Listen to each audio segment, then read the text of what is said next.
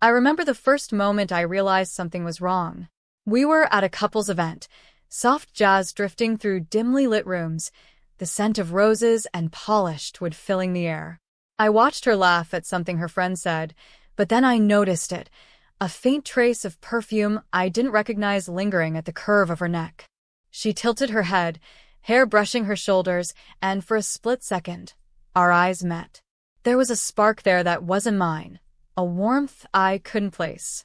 My chest tightened, and an unease wrapped around me like a cold chain I couldn't shake.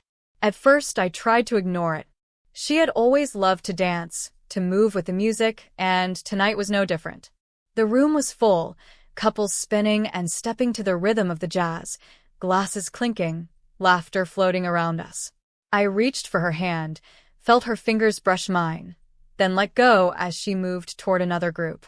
That's when I saw him, a man I didn't know, confident in a way I had never seen her respond to me. He held out his hand, and she placed hers in it lightly, smiling in a way that made my stomach drop. It wasn't the smile of joy, not the warmth I had known for years. It was something else, something electric. I told myself it was nothing, just a dance. But there was a pull between them, a subtle magnetism I couldn't ignore. Her body leaned closer, her laughter softer, her eyes brighter when they were on him. I watched, frozen in a mix of disbelief and pain, as she spun in his arms. The tilt of her head when he whispered something that made her laugh made my heart pound like a warning drum. Suddenly, the music faded for me. The room shrank to just the three of us, him, her, and the space I had always thought was ours. Then she vanished. Not deliberately at first. 1 second she was twirling, the next she was gone. Panic hit me as I scanned the room. The warmth of the ballroom turned into a furnace of anxiety. Her friends were distracted in their own conversations. I went from table to table, my voice cracking as I asked if anyone had seen her. Nobody had. Nobody noticed. That was when the fear truly set in. Her coat lay abandoned near the hallway. My knees weakened, my chest hollow, each heartbeat echoing emptily in my mind. I traced her path through the event, each step heavy with dread. I tried to convince myself it was innocent. Maybe she stepped outside for air, but a deep, knowing whisper of betrayal refused to be silenced. I found her phone in the coat pocket. My fingers trembled as I unlocked it, excuses racing through my mind even as I did. Then I saw the messages, flirty texts, conversations that had nothing to do with me, laughter and secrecy stitched between the lines. Each word hit like a hammer, each emoji a nail pinning me to a truth I had been too afraid to face. I could feel her presence even in the room, and yet she wasn't there. The absence was cruel, both physical and emotional. When she finally returned, as if nothing had happened, I confronted her. Seeing her walk back into the ballroom, hair slightly tousled, cheeks flushed, felt like a second blow. She smiled at me, innocent, and I wanted to hate her, but I couldn't. I only wanted to understand. "Where were you?" I whispered, my voice thick with fear and anger. She paused, her smile faltering for a moment before softening again. "I just needed a break." "The crowd was overwhelming," she said, too rehearsed, too soft. I saw it in her eyes, the guilt, the hesitation, but also a flicker of defiance, a part of her that didn't feel sorry enough. My trust, painstakingly built over years, cracked, splintering in ways I couldn't repair. We left the event early, silence stretching between us like a canyon.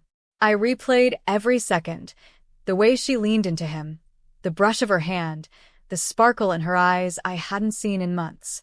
I thought back to quiet evenings at home, conversations that had dwindled, touches that had become rare. Now it all made a cruel sense. She hadn't just danced with someone else. She had been somewhere I wasn't, in ways I wasn't allowed to see. In the days that followed, I searched for answers everywhere I could think of. Her messages, her friends, the sparse details she gave about her night. Each discovery, each hidden truth, felt like a small death. I loved her, and I still do, but the love was tangled now with suspicion and heartbreak, every memory aching. Every time I closed my eyes, I saw the dance, the tilt of her head, the way she vanished. Eventually, we talked. I asked questions. She answered honestly, but evasively. She admitted an emotional closeness with him, admitted the thrill she felt in that moment was real. She insisted it wasn't physical, but it was enough to shake the foundation of everything I believed about us. Anger, grief, and a strange, aching compassion all collided inside me. How do you punish someone for loneliness? For seeking connection when they feel unseen? I had no answers, only the weight of truth pressing down on my chest, making it hard to breathe. The turning point came quietly, not in confrontation, but in reflection. Love doesn't protect you from betrayal. Trust, once broken, doesn't always heal the way we hope. Sometimes the hardest choice isn't revenge or confrontation, it's acknowledging reality, understanding pain, and deciding how to carry it forward. I chose to step back, to breathe, to rebuild a life that could hold both love and caution. The last time I saw her that night at home, she looked at me with something resembling remorse. "I lost myself," she whispered. In that moment, I understood not justification, not apology, but a truth that cut deeper than anger. She had lost herself in ways I couldn't reach, and I had lost her in ways I couldn't undo. I still love her, I think, but it's different now. Quieter, tempered by doubt and reflection. Sometimes I watch her, wondering if that dance is just a memory for her, or a story she will carry forever. And I carry the lesson she didn't know she was teaching me. Love is fragile. Trust is priceless. Betrayal, even small, even unseen, reshapes you in ways no apology can fully mend. The music from that night, the jazz, the soft laughter, plays in my mind sometimes. I see her spinning in another man's arms, and I feel the hollow echo of someone I used to know. That moment lingers, a permanent imprint of heartbreak.